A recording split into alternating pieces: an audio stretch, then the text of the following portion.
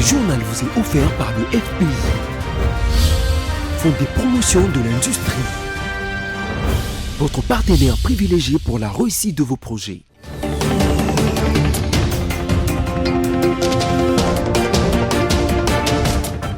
Mesdames, Messieurs, bonsoir et bienvenue dans ce journal consacré à la page rétrospective de la semaine. Tout de suite, les sommaires.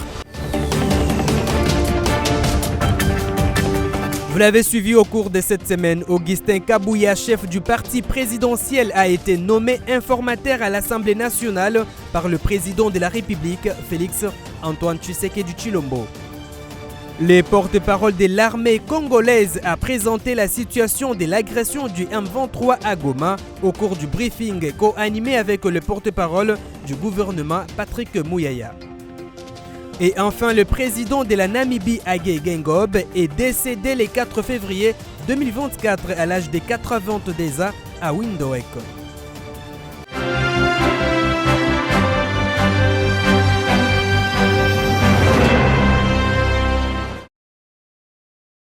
Facilitateur désigné par la CEAC pour le processus de transition politique au Tchad, le chef de l'État Félix Antoine Tshisekedi Tshilombo vient d'obtenir la signature d'un compromis politique entre le gouvernement tchadien, représenté par son porte-parole Abderrahmane Koulamala et l'acteur politique Mahamat Ahmad Lazina, premier président du mouvement national pour le changement au Tchad.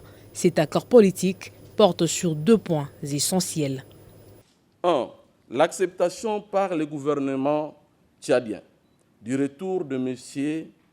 Mahamat Ahmad Lazina, président national du MNCT, et garantir sa sécurité et sa liberté d'exercer ses activités politiques en toute quiétude, et plaider en faveur d'un examen plus approfondi de ses revendications auprès de la justice concernant l'exercice de ses activités politiques. 2. L'engagement de M. Mahamat Ahmad Lazina, président national du MNCT, à n'entreprendre aucune activité politique dans le but de troubler l'ordre public et la paix sociale et de respecter les lois et règles en vigueur au Tchad. En exil depuis plus d'1 année, l'opposant Mahamat Lazina a salué le leadership éclairé du président Félix Tshisekedi et l'ouverture d'esprit du président Mahamat Idriss Déby. J'aimerais tout d'abord remercier très sincèrement son Excellence Félix Antoine Tshisekedi Tshilombo, président de la République démocratique du Congo, par ailleurs facilitateur au processus de transition de notre pays. Ces compromis politiques nous permettra de rentrer au pays dès cet instant. Et vous savez très bien, c'est plus d'1 année que nous avons quitté le pays. Alors cet accord nous permettra de rentrer dès cet instant avec tous les cadres du parti.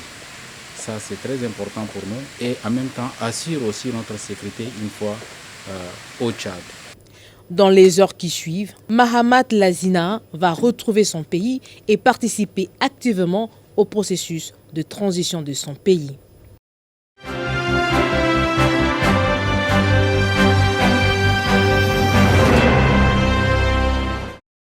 Avec son statut d'une organisation humanitaire impartiale, neutre et indépendante, la Croix-Rouge a reçu de la communauté internationale la mission de prévenir et alléger les souffrances des populations vulnérables. Une mission que l'équipe dirigeante de la Croix-Rouge République démocratique du Congo est venue présenter au chef de l'État, Félix Antoine Tshisekedi Tshilombo.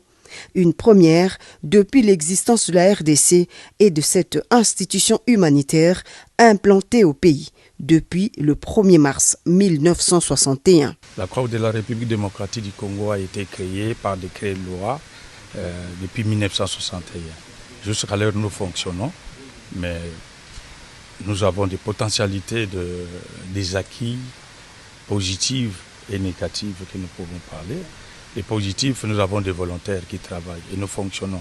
Nous travaillons dans les réponses des catastrophes, dans les situations sanitaires, lutter contre les maladies. et beaucoup de choses encore. Et nous avons expliqué comment nous fonctionnons, et quelles sont nos difficultés et quels sont nos points forts que nous pouvons mettre à la disposition de l'État congolais. Le président de la République était content de rencontrer pour la première fois le membre de sa Croix-Rouge depuis 63 ans maintenant. On n'a jamais eu cette opportunité. Et il était content de nous rencontrer et puis nous aussi, nous sommes contents de pouvoir donner ce que nous pouvons donner, et ce que nous pouvons dire au président de la République parce que le seul garant qui peut donner des moyens à la Croix-Rouge pour fonctionner comme il faut et aider les vulnérables de la République démocratique du Congo. Avec son profil d'organisation humanitaire, la Croix-Rouge République démocratique du Congo se veut auxiliaire du pouvoir public avec un travail consistant à contribuer par l'activisme de volontaires à accompagner les plus vulnérables pour la prévention des maladies et d'autres situations difficiles.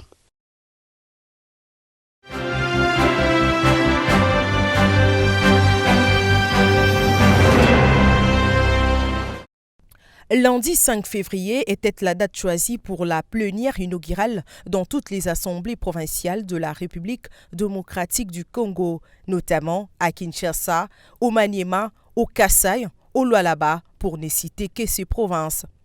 Chose étonnante, à l'Assemblée provinciale de Kinshasa, par exemple, la plénière convoquée à 10 h n'a débuté qu'à 15 h.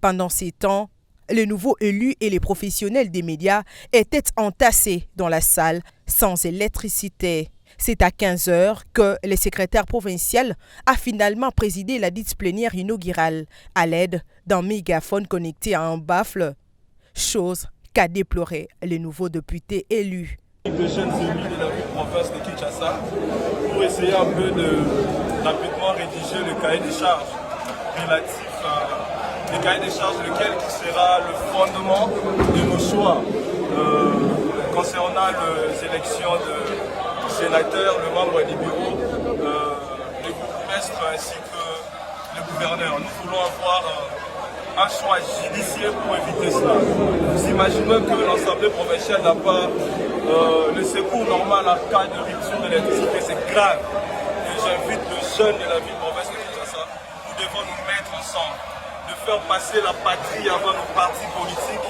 en raison de mettre en place le développement intégral de la ville, miroir de la République démocratique du Congo. À l'Assemblée provinciale du Sud Kivu, la salle de plénière était inoccupée car les agents en grève ont empêché l'ouverture de celle-ci.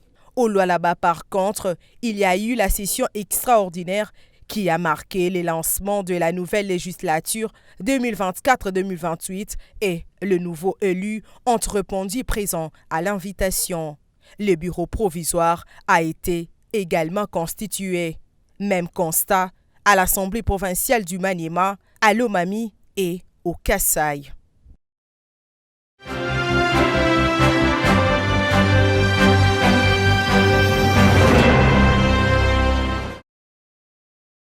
L'attente n'aura pas été de longue durée. Moins de 20 jours après son investiture, le président de la République réélu vient de confier à M. Augustin Kabuya Tshilombo une mission d'information au fin d'identifier formellement une coalition majoritaire à l'Assemblée nationale. Cette exigence de la Constitution permettra la formation prochaine du gouvernement, le premier du nouveau quinquennat du président Félix-Antoine Tshisekedi Tshilombo. Le secrétaire général de l'UDPS, parti arrivé en tête de liste selon les résultats provisoires des dernières élections, mesure parfaitement l'immensité de la tâche lui confiée. Je suis très content de la désignation. Et je commence d'abord par remercier le créateur des cieux et de la terre qui a permis que cette nomination puisse avoir lieu. Et remercier aussi le chef de l'État en particulier qui a porté son choix sur ma personne. Ce n'est pas parce que je suis plus intelligent que tout le monde, mais c'est un destin. Dieu a voulu que ça se passe ainsi. Je dois vous dire sincèrement que, politiquement parlant, je suis l'informateur naturel du chef de l'État, comme je suis le responsable numéro 1 de sa famille politique. J'étais obligé de faire ce travail même avant ma nomination comme informateur. Cette mission marque la volonté du chef de l'État de mettre en place dans un délai raisonnable un gouvernement capable d'accompagner sa vision déclinée dans son discours d'investiture. Vision qui priorise la préservation de l'intégrité territoriale du pays et l'amélioration de la vie sociale du peuple. Augustin Kabouya devra présenter son rapport dans 30 jours, une durée renouvelable, une seule fois.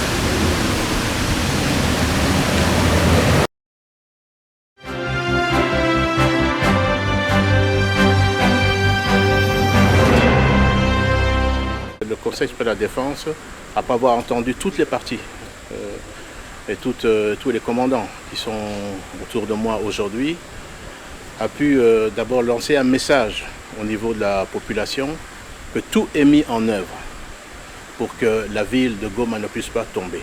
Parce qu'il faut faire attention au niveau des réseaux sociaux qui alimentent, et certainement l'ennemi doit être pour quelque chose, les réseaux sociaux pour créer une certaine peur, fragilité dans les esprits. Tout est mis en œuvre sur la défense de la ville de Goma. Deuxièmement, en ce qui concerne les différentes localités qui sont occupées par les forces rwandaises, également l'ensemble des forces armées sont en train de mettre tout en œuvre également pour pouvoir récupérer toutes ces localités occupées par les forces rwandaises. Et ça, le commandant suprême est très ferme là-dessus.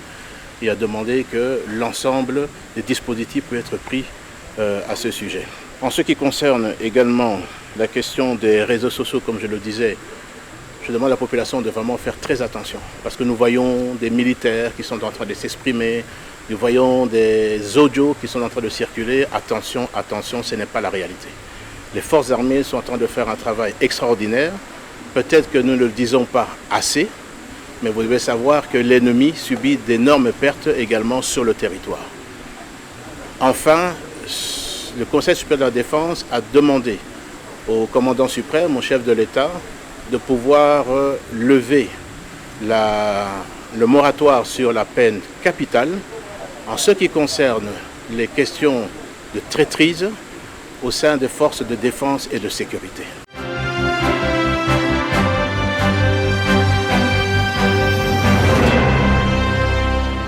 Devant la presse nationale et internationale, le ministre de la Communication et Médias, porte-parole du gouvernement, a co-animé cet exercice de redevabilité avec le porte-parole de l'armée congolaise pour assurer la population congolaise en général et la population gomatracienne en particulier au sujet de la situation qui sévit à Goma. Avec les mots bien choisis, le porte-parole de l'armée congolaise a présenté la situation actuelle. De manière générale, la situation militaire sur le terrain est caractérisée par d'intenses combats entre nos agresseurs et les FARDC. Et les combats sont autour du contrôle aujourd'hui de la partie RN2 située entre Sake et Minova. Et depuis hier, nous contrôlons d'autres points comme Kiroche et les combats sont en cours autour des Chacha. Pour les FARDC, elles sont engagées avec beaucoup de détermination puisque c'est une question existentielle. Et là, on n'en déroge pas. Contrairement à cette situation, l'armée dit avoir tout mis en œuvre pour que Goma ne tombe pas. Pour que ce grand défi soit relevé. Vous savez que le Rwanda s'est préparé depuis des années pour nous agresser. Et en réponse, nous aussi, nous avons commencé à nous préparer. Et nous nous préparons. Et le commandant suprême et le gouvernement de la République n'ont pas lésiné sur les moyens. Vous avez vu comment on a recruté les hommes, comment on les forme, on les entraîne. Et petit à petit, l'armée a pris des ailes, a commencé à monter en puissance et aujourd'hui, elle fait face à cette menace. La violence des combats démontre la détermination de votre armée à tout mettre en œuvre, non seulement pour mettre l'agresseur hors d'état de nuire, mais aussi pour récupérer les espaces occupés par l'ennemi. Retenez que le porte-parole de l'armée congolaise a rassuré que les FARDC sont obligés de se battre jusqu'à la dernière goutte de sang. Ils ne peuvent pas baisser pavillon, sinon les Congo n'existera plus.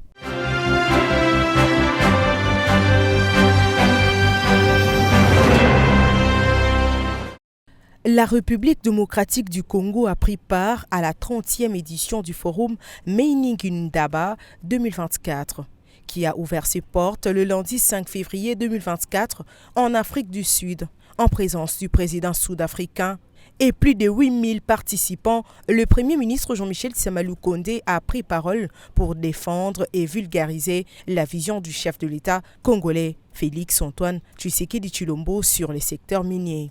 La vision de la République démocratique du Congo pour tirer parti audacieusement des perturbations positives qui s'annoncent pour un avenir plus radieux de l'industrie minière africaine. Pour rappel, le forum Meining-Ndaba est le plus grand événement d'investissement minier en Afrique et en fait ses preuves en réunissant des ministres, des hauts représentants du gouvernement, des sociétés minières, des investisseurs de services professionnels ainsi que des fournisseurs d'équipements de services miniers.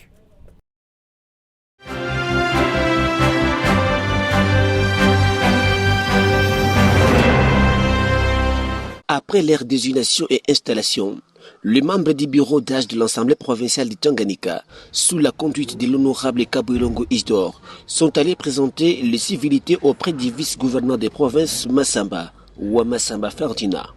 Au cours de cette entrevue, Kabouilongo Isdor, président du bureau d'âge, a également présenté son équipe avec Kitungwa Mutiba Christian et Bonzengoï Irène, respectivement premier et deuxième secrétaire. Ensuite, a dévoilé le plan de travail qui nécessite l'accompagnement du gouvernement provincial. Pour sa part, Massamba ou Massamba Ferdinand a félicité l'équipe du bureau d'âge et a promis l'accompagnement du gouvernement provincial ainsi qu'une étroite collaboration entre les deux institutions provinciales. Il faut préciser que ce bureau d'âge est en existence grâce à la loi électorale et le règlement d'ordre intérieur, et c'est en attendant l'élection du bureau définitif.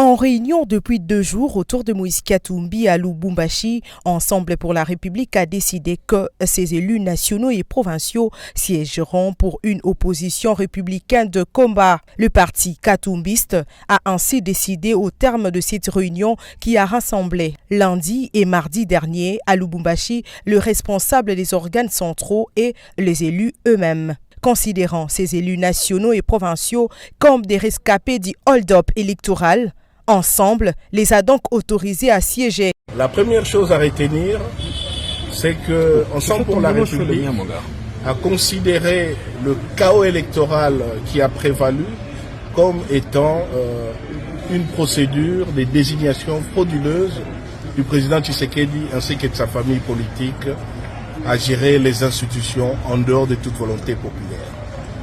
La deuxième chose à retenir, c'est que Ensemble pour la République, par respect pour les voix du peuple congolais attribuées aux rescapés de ces hold-up électoraux, nous considérons qu'il y a lieu de laisser siéger nos élus, parce qu'eux ont été élus, ils n'ont pas été nommés, ils sont rescapés d'un processus de hold-up électoral, ils siègent pour organiser une opposition républicaine des combats. Le parti se donne aussi le devoir de faire étenter des procès contre tous les membres du personnel de la Commission électorale nationale indépendante impliqués dans la gestion capharnaumesque de machines à voter.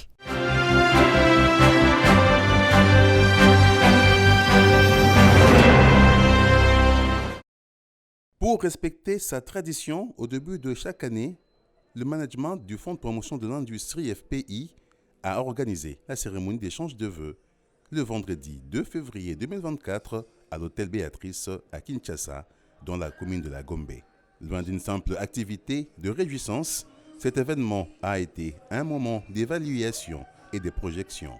Devant les agents et cadres basés à Kinshasa, le directeur général Bertin Moudimou Tshisekedi, accompagné de la directrice générale adjointe Jenna Bassiala Landou et de quelques membres du conseil d'administration, a dévoilé les grandes options de l'année 2024 pour la mobilisation optimale de recettes du FPI. Ainsi donc, les directions de la mobilisation de la taxe, de la gestion du portefeuille et juridique sont priées de redoubler des efforts pour atteindre les assignations. Pour accomplir cette mission, plusieurs actions seront menées. En ligne de mire, l'application de la loi sur le privilège du Trésor, en commençant par le renforcement des capacités des agents et cadres dont les tâches se rapportent au recouvrement de la taxe de promotion de l'industrie, ainsi que de ceux en charge du recouvrement des créances. Une autre action à mener sera la mise en œuvre du schéma directeur du système d'information du FPI pour digitaliser les procédures opérationnelles au sein de l'entreprise. Le directeur général Bertin Moudimou Tshisekedi a mis en exergue les réformes entreprises en 2023 et a annoncé le financement des projets industriels à hauteur de 115 millions de dollars américains. À l'en croire, cette contribution non négligeable au financement de l'économie nationale indique le rôle indispensable du FPI dans la reconstruction du tissu industriel de la RDC, sa capacité à innover et à relever les défis. Alors que nous avançons, nous restons concentrés sur notre mission principale, qui est celle d'assurer le financement de l'industrie en vue de contribuer à l'émergence d'un Congo nouveau à l'horizon 2030. La formation continue de nos agents est essentielle, surtout face au départ en retraite des différents cadres de direction. Il s'agit d'assurer une transition en douceur et de maintenir notre capacité à diriger et à innover. L'accent est ainsi mis sur la qualité de l'industrie congolaise en perspective de l'accompagnement de la vision de faire avancer les intérêts économiques de la République démocratique du Congo pour contribuer efficacement et également à l'édification d'une société plus équitable et plus prospère pour tous les Congolais. Le directeur général Bertin Moudimou Tshisekedi a conclu son adresse en soulignant la nécessité pour le FPI d'aligner ses efforts sur la vision du chef de l'État, Félix Antoine Tshisekedi Tshilombo, qui entrevoit la naissance d'un Congo nouveau, innovant et prospère.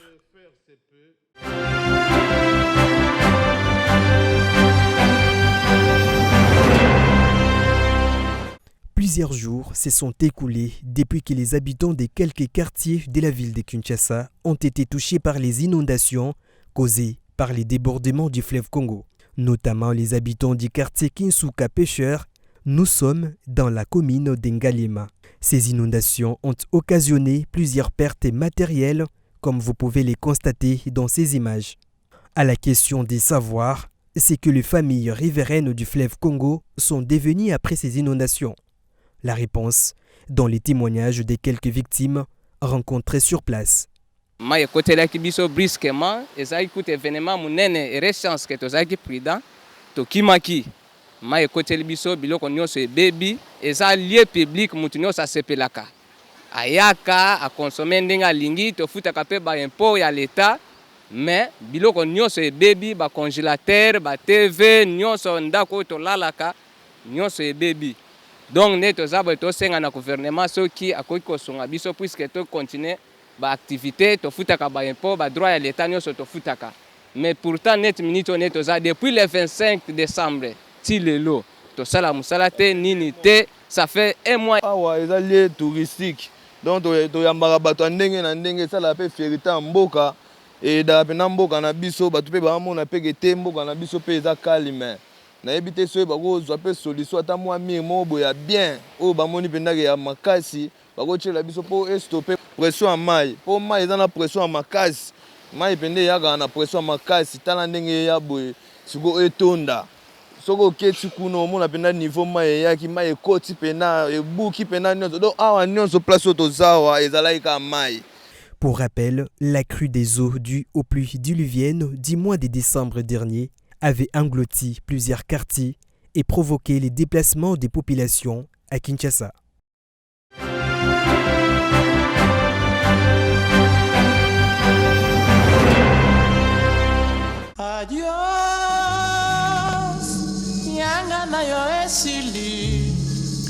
L'artiste ne meurt jamais, dit-on. Bien que décédé, la musique de Taboulei Rochero, chanteur, auteur, compositeur, interprète et homme politique, continue d'exister jusqu'à présent. Par preuve, les mensuels américains Rolling Stone a dévoilé plus tôt cette semaine son classement de 200 meilleurs interprètes de tous les temps. Pour ce faire, l'équipe du magazine et de fidèles contributeurs ont passé au peigne fin un siècle de musique pop. La liste comprend des chanteuses et chanteurs des 4 coins du monde qui ont vécu et fait résonner la voix à travers plusieurs décennies. Dans ces classements se trouve un des géants de la musique congolaise, classé 178e meilleur chanteur de tous les temps. Les Congolais Taboulei Rochero est réputé pour sa contribution immense à la rumba congolaise. Les magazines Rolling Stone a salué son timbre ténor dont les notes semblaient flotter hypnotiquement dans l'air et une voix d'une douceur quasi insoupçonnée.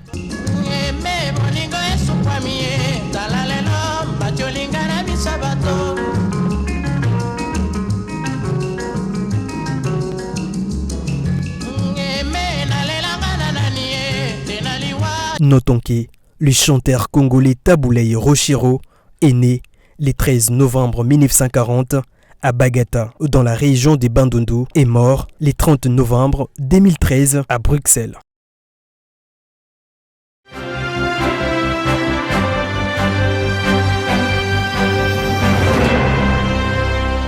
Hage Geingob, élu président en 2014, est décédé à Windhoek, la capitale namibienne, où il était hospitalisé après la découverte des cellules cancéreuses lors d'un bilan médical, selon la présidence. Élu une première fois en 2014, Hage Geingob avait été réélu en 2019 président de la Namibie, pays semi-désertique d'Afrique australe, l'un des derniers États du continent à avoir accédé à l'indépendance en 1990. En janvier, la présidence avait annoncé qu'un bilan médical des routines avait révélé la présence des cellules cancéreuses chez le chef de l'État et précisé qu'il allait suivre un traitement approprié tout en conservant ses fonctions. Hage Geingob avait déjà connu des problèmes de santé, y compris avant son arrivée au pouvoir en 2013.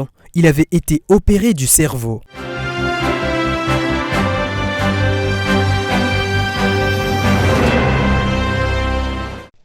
C'était un message en soutien aux victimes et pour notifier qu'effectivement il y avait des choses qui se passaient à l'Est et qu'il fallait mettre de la lumière dessus.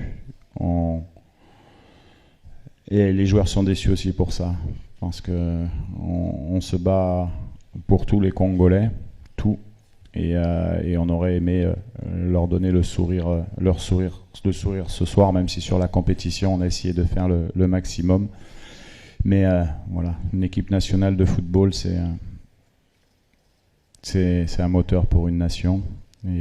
Et ce soir, c'était aussi un devoir de pouvoir partager ce moment-là et d'éclairer ce qui se passe à l'Est.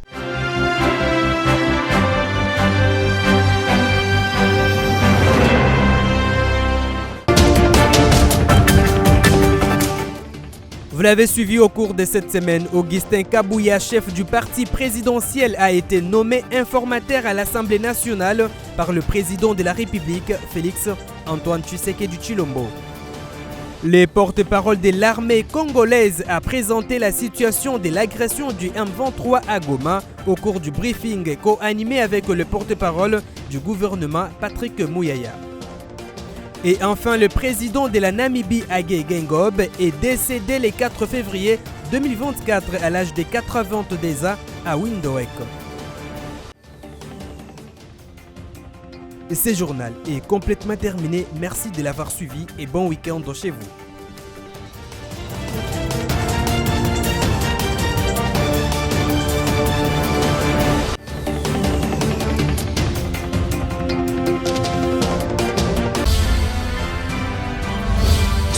journal vous a été offert par le FPI, Fonds des promotions de l'industrie, votre partenaire privilégié pour la réussite de vos projets.